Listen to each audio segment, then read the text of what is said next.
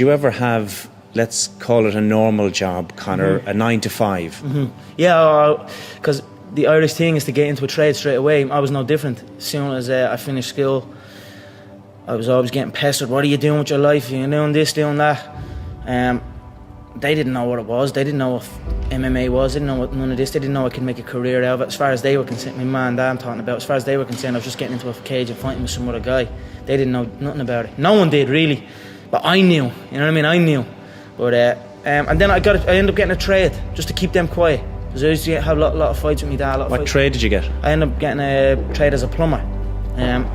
Literally up in the back arse of nowhere, up in the Wicklow Mountains. And funny enough, that site was one of the biggest sites in Europe. Kiltiernan. It was right at that skiing place. Huge. And now it's just abandoned. Now it's just deserted. So I used to go up there 6 o'clock, 5 o'clock in the morning. I was on that M50. I used to have to walk to the N4. About half an hour from my house, wait for some Limerick guy that I didn't even know. He'd drive on the M4 and I'd have to flag him down. Nightmare, yeah. 2 hours down on the M50, 2 hours back. Literally 14-hour days, and I was the first year, so I had to go and do everything. I had to go to the shop. I had to go and get this and get that. So I always had trouble with that, and I was like, this isn't for me. This is not for me. How long did you last? I lasted 18 months doing it, but it was tough, you know what I mean? It wasn't a life for me, you know what I mean? And then John said, because I was training with John as well at the time, and then John got in touch and says, I have a show, I'm running a show, I'd like to fight on it. And then that was it. I just packed it in, didn't show up. My dad used to come in and punch the head on me and like try and drag me out of bed, and I just wouldn't go, you know what I mean? I had an uproar for a good few years with him over, but and that was it. I just packed it in, quit, and then focused on training. And I knew what was going to happen. I knew I was going to get here. They didn't. There's a lot of stressful years, you know what I mean? A lot of tough times, but I proved them wrong. I proved myself right.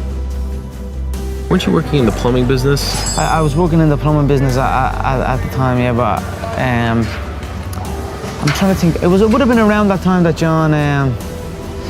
See, I'd left the plumbing business. I left the plumbing business. How bad was that? The plumbing? Yeah.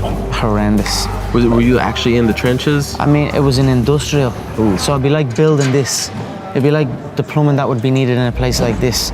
6 o'clock in the morning, and the motorway, and I used to have to walk for about an hour to get to the motorway, and then I'd stand on the edge of the motorway and wait for a bloke to drive by so he'd give me a lift. And then the motorway was like getting renovation at the time, so it'd take me 2.5 hours to get to the place. It was out in the country.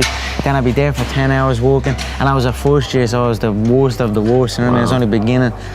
Then 2 hours to get back in the traffic again. It was just a horrible time, and I was like, you know what, I don't want to do this. And then I just left, and then I just stopped going, didn't get out of bed.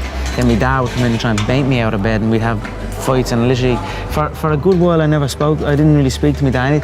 We just kind of stayed away from each other. Anytime I'd come across my dad, anytime we did speak was to fight. You lived in his house? Yeah, I was only 18, 17, 18. But you didn't talk to him? Isn't that kind of awkward? Yeah, well, not like it wasn't whatever, you know. You didn't have just a deep relationship? But since this has happened, right. Since the dream has happened, since the vision that I had has come true, and like he went through a tough time as well because he got testicular cancer. So he got sick and all over it. And in my head I was thinking maybe I done that because he's worried about me and doesn't know what I'm going to do, and all these fights that we're having all the time, and like I'm talking full on fights. You come in and punch it. We're going at it. Yeah, we're going at it. You're punching back? But yeah, we're going at it, yeah. Wow. What did your mom say about that? She was so protective of you. Yeah, I mean, well, I don't know. It was just she just stayed out, you know. But since, why did it get to that point to where he was that mad? Because I was doing absolutely nothing. I was out getting into trouble. Yeah, it basically felt like I was doing fuck all. I was a waster. You know, I was a waster. Got called that a lot. You know what I mean? But now, like, and then when I start getting that focus and realize, you know, I'm gonna make this happen. And then now that has happened, I'm making it happen. I have a great relationship with my dad. Like, we talk all the time, and I even see energy in him, and I see energy in my mind. Like, it's depressing times for a lot of people in Ireland. There's a lot of bad stuff going on in the country. A lot of people are struggling. Everybody's struggling. But now, since them seeing me chase this dream, it's given them an energy, and I see a new lease of life in them, and that alone spurs me on even more. So it's all just a perfect storm that's happening for me.